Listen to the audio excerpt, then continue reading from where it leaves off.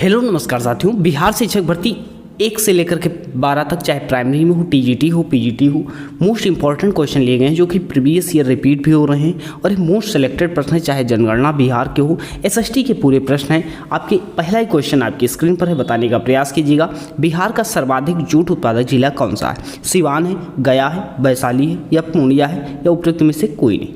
तो बिहार का जूट उत्पादक पूछा जा रहा है, कौन सा जिला सर्वाधिक जूट उत्पादन में है? तो पूर्णिया आपका ऑप्शन नंबर डी आपका बिल्कुल करेक्ट हो जाएगा। पूर्णिया से प्रश्न पूछा गया है, एक और पूछा गया है कि न्यूनतम महिला साक्षरता कहां पर है? तो पूर्णिया में हो जाती है। नेक्स्ट क्वेश्चन देखिएगा, बिहार का शोक किस नदी को कहा जाता है? बिहार का शोक पूछा जाता है कि उत्तर बिहार का शोक पूछा जाता है? तो बिहार का शोक किस नदी को कहा जाता है? गंगा नदी को, बागमती को, कोसी नदी को या महानदी को? तो बिहार का शोक पूछा गया है, तो बिहार का शोक किसे कहा जाता है? कोसी नदी को कहा जाता है। नेक्स्ट क्वेश्चन देखिएगा, उत्तर बिहार का शोक किस नदी को कहा जाता है? काफी अच्छा प्रश्न है। अब बिहार का शोक तो आप सभी को पता था कि कोसी नदी को कहा जाता है, लेकिन उत्तर बिहार का शोक पूछा जाएगा तो सोन नदी को या गंडक नदी को या कोसी नदी को कहा जाएगा या बागमती नदी को कहा जाएगा। तो उत्तर बिहार का शोक पूछा जा रहा है तो गंडक नदी को, ऑप्शन नंबर बी आपका बिल्कुल करेक्ट हो जाएगा। जबकि बिहार का शोक पूछा जाएगा तो कोसी नदी, उत्तर बिहार का गंडक नदी को कहा जाता है। यह प्रश्न आ चुका है, गलती नहीं करना है। बताइएगा, गन्ना उत्पादन में अग्रणी जिला कौन सा है? अब गन्ना क्या होती है भाई? नगदी फसल होती है। गन्ना से प्रश्न पूछा जाता है कैसी फसल है? नगदी फसल है। पूरी वीडियो देख लेना, मोस्ट सिलेक्टेड प्रश्न है। तो गन्ना उत्पादन में आपका अग्रणी जिला कौन सा हो जाता है? पश्चिमी चंपारण, ऑप्शन नंबर ए आपका बिल्कुल करेक्ट हो जाता है, जो कि गन्ना उत्पादन में शीर्ष जिला हो जाता है बिहार का। नेक्स्ट क्वेश्चन देखिएगा, बिहार में किसे सिल्क सिटी के नाम से जाना जाता है? कटिहार को, भोजपुर को, भागलपुर को या बांका को या उपयुक्त में से कोई नहीं या एक से अधिक? सिल्क सिटी के नाम से किसे जाना जाता है? तो भागलपुर को किस नाम से जाना जाता है? सिल्क सिटी के नाम से हम लोग जानते हैं। नेक्स्ट क्वेश्चन आपकी स्क्रीन पर है, 2011 की जनगणना के अनुसार निम्न राज्यों में से एक में जनसंख्या घनत्व सर्वाधिक है। अर्थात 2011 की जो जनगणना हुई थी पूरे भारत की, उस भारत में पूरे पूछा जा रहा है कि कहाँ का जनसंख्या घनत्व सर्वाधिक है। तो सर्वाधिक जनसंख्या घनत्व कहाँ है? केरल का है, हरियाणा का, बिहार का या उत्तर प्रदेश का? तो अगर सर्वाधिक जनसंख्या अगर पूछी जाती है तो सर्वाधिक जनसंख्या कहाँ पर थी? उत्तर प्रदेश में थी। सर्वाधिक जनसंख्या कहाँ पर थी? उत्तर प्रदेश में। लेकिन जनसंख्या घनत्व कहाँ हो जाएगी सर्वाधिक? बिहार में हो जाएगी। ऑप्शन नंबर सी आपका बिल्कुल करेक्ट हो जाएगा। नेक्स्ट क्वेश्चन देखिएगा, 2011 की जनगणना के अनुसार बिहार के किस जिले में सर्वोच्च घनी आबादी दर्ज की गई है? अर्थात पूछा गया जनसंख्या घनत्व कहाँ है? सर्वोच्च घनी आबादी बिहार के किस जिले में की दर्ज की गई है? अर्थात पूछा गया जनसंख्या घनत्व किसका ज्यादा है? तो बताइएगा किसका हो जाएगा? तो यहाँ पर आपका शिवहर हो जाएगा। क्या हो जाएगा? शिवहर का हो जाएगा, जो कि 1880 है शिवहर का जनसंख्या घनत्व हो जाता है। तो सर्वाधिक जनसंख्या घनत्व बिहार में कहाँ का है? शिवहर का है। अगर पूछा जाता है आपसे भारत में कहाँ, तो बिहार में है। नेक्स्ट देखिएगा क्वेश्चन आपकी स्क्रीन पर, 2011 की जनगणना के अनुसार बिहार में महिला साक्षरता दर कितनी है? एग्जाम में प्रश्न आ भी चुका है, बीपीएससी में भी आ चुका है और अन्य एग्जाम में भी आ चुका है, जैसे टीआरई में कई बार रिपीट हो चुका है प्रश्न। अब भारत की महिला साक्षरता जो है बिहार में पूछी गई है, जब भारत की जनगणना के मुताबिक पूछा गया है। अब बताइएगा क्या थी? तो 51.5 थी, अर्थात 51.25% थी। अगर टोटल पूछी जाती है जनसंख्या कितनी थी, अगर साक्षरता पूछी जाती बिहार की टोटल साक्षरता कितनी थी? 61.8% थी, 61.8% थी। अगर पूछी जाती पुरुष साक्षरता कितनी थी, तो पुरुष साक्षरता से प्रश्न आ भी चुका है, 71.2% थी। पुरुष साक्षरता कितनी हो जाती है? 71.2% थी। महिला साक्षरता अगर पूछा जाता है तो 51.5% थी। अगर टोटल पूछा जाता है तो 61.8% होती है और पुरुष साक्षरता कितनी होती है? 71.2% हो जाती है। नेक्स्ट क्वेश्चन देखिएगा आपकी स्क्रीन पर, तो महिला साक्षरता आप याद रखिएगा, बार बार प्रश्न बनता है। नेक्स्ट देखिएगा, 1857 के विद्रोह के किसके द्वारा प्रथम भारतीय स्वतंत्रता संग्राम के रूप में वर्णित किया गया? प्रथम भारतीय स्वतंत्रता संग्राम किसके द्वारा 1857 के विद्रोह को कहा गया? बीडी सावरकर, बाल गंगाधर तिलक, बिपिन चंद्रपाल या उपयुक्त में से एक से अधिक? उपयुक्त में से कोई नहीं। तो 1857 के विद्रोह को जो है प्रथम भारतीय स्वतंत्रता संग्राम किसके द्वारा कहा गया था? बीडी सावरकर के द्वारा। ऑप्शन नंबर ए आपका बिल्कुल करेक्ट हो जाएगा। नेक्स्ट क्वेश्चन देखिए आपकी स्क्रीन पर है, 1946 में बनी अंतरिम सरकार डॉक्टर राजेंद्र प्रसाद के पास कौन सा विभाग था?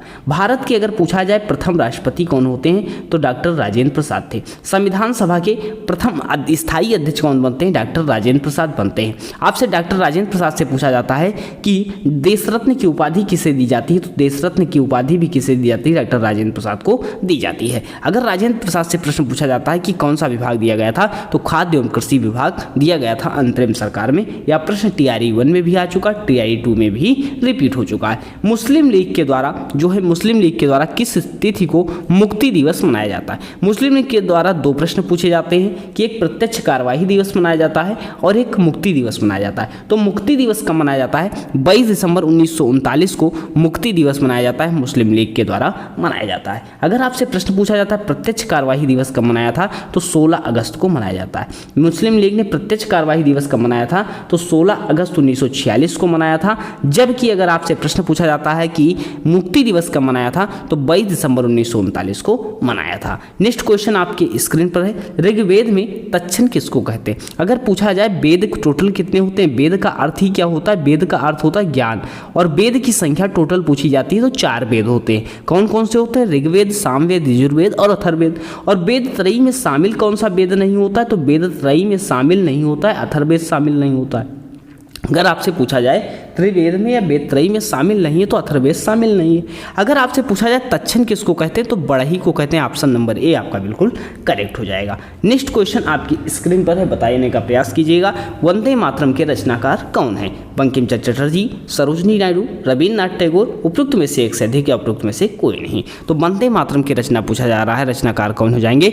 बंकिम चंद्र चटर्जी हो जाएंगे। अगर आपसे पूछा जाए कांग्रेस की प्रथम भारतीय महिला अध्यक्ष कौन थी? अगर कांग्रेस की प्रथम भारतीय महिला पूछा जाएगा, तो प्रथम भारतीय महिला अध्यक्ष आपकी कौन थी? सरोजनी नायडू थी। और प्रथम महिला अध्यक्ष कौन थी? एनी बेसेंट थी, ये याद रखिएगा। नेक्स्ट क्वेश्चन आपकी स्क्रीन पर है, एशिया में प्रथम साहित्य का नोबेल पुरस्कार किसको मिला था? 1913 में मिला था, गीतांजलि के लिए मिला था, रविन्द्रनाथ टैगोर को मिला था। नेक्स्ट क्वेश्चन देखिएगा आपकी स्क्रीन पर है, जंतर मंतर का निर्माण किसके द्वारा करवाया गया था? काफी अच्छा प्रश्न, अकबर के द्वारा, शाहजहां के द्वारा, शिवाजी के द्वारा, उपयुक्त में से एक से अधिक या उपयुक्त में से कोई नहीं। तो जंतर मंतर का निर्माण पूछा जा रहा है किसके द्वारा करवाया गया था, तो उपयुक्त में से कोई नहीं हो जाएगा। क्या आखिर सवाई राजा जयसिंह के द्वारा करवाया गया था, न कि इन सब के द्वारा करवाया गया था। नेक्स्ट क्वेश्चन आपकी स्क्रीन पर है, भूदान आंदोलन जो है जिसे रक्तहीन क्रांति के नाम से भी जाना जाता है, किसके द्वारा शुरू किया गया था? तो भूदान आंदोलन को किसके द्वारा? विनोबा भावे के द्वारा,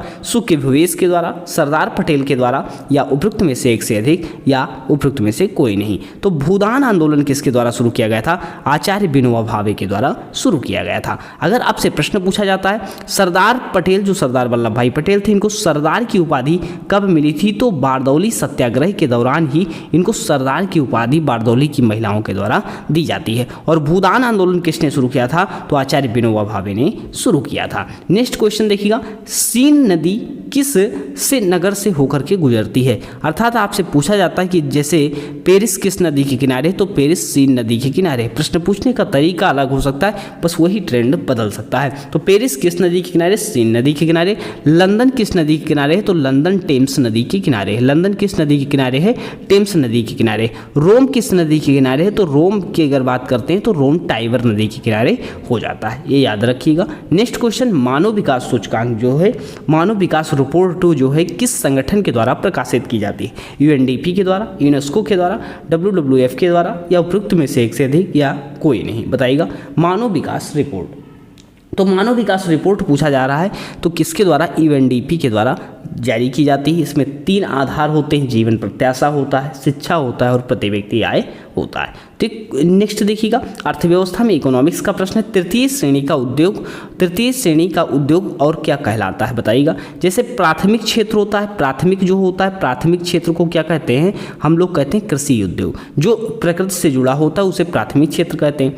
द्वितीयक उद्योग क्या होता है? उत्पादन होता है, औद्योगिक क्षेत्र होता है। जबकि तृतीय क्षेत्र क्या होता है? सेवा क्षेत्र होता है, जैसे बैंकिंग हो गया, हॉस्पिटल हो गया, ये सारी चीज़ें सेवा क्षेत्र के अंतर्गत आती हैं। तो तृतीय श्रेणी क्या है, सेवा क्षेत्र के अंतर्गत आता है। नेक्स्ट क्वेश्चन, गुलाबी क्रांति का संबंध किससे? क्रांति से प्रश्न आता है तो क्रांति का बताइएगा कि संबंधित किससे। तो गुलाबी क्रांति प्याज उत्पादन, उर्वरक उत्पादन, अंडा उत्पादन या उपरोक्त में से एक से अधिक, उपरोक्त में से कोई नहीं। इन सभी आपको पता होना चाहिए। तो गुलाबी क्रांति का संबंध किससे हो जाता है? प्याज उत्पादन से हो जाता है। जबकि आपसे पूछा जाए धूसर क्रांति या ग्रे रेवोल्यूशन अगर पूछा जाता है तो क्या हो जाएगा? उर्वरक उत्पादन से हो जाएगा। अगर आपसे पूछा जाता है रजत क्रांति का संबंध किससे है तो अंडा उत्पादन से आपका हो जाएगा। एक कुछ इंपॉर्टेंट प्रश्न थे, ये और भी प्रश्न करवाए जाएंगे, तो चैनल नए सब्सक्राइब कर लीजिएगा। क्लास कैसी लगी, मोस्ट इंपॉर्टेंट ऐसे प्रश्न चाहते हैं तो कमेंट में जरूर बताइए और अपने सभी साथियों के पास शेयर कीजिए कि मोस्ट इंपॉर्टेंट सेशन है। और इसी तरह और भी क्लासें दी जाएंगी, प्लेलिस्ट में जाकर के देख लीजिएगा। फिलहाल यहीं तक रखते हैं, मिलते हैं नेक्स्ट सेशन में। धन्यवाद।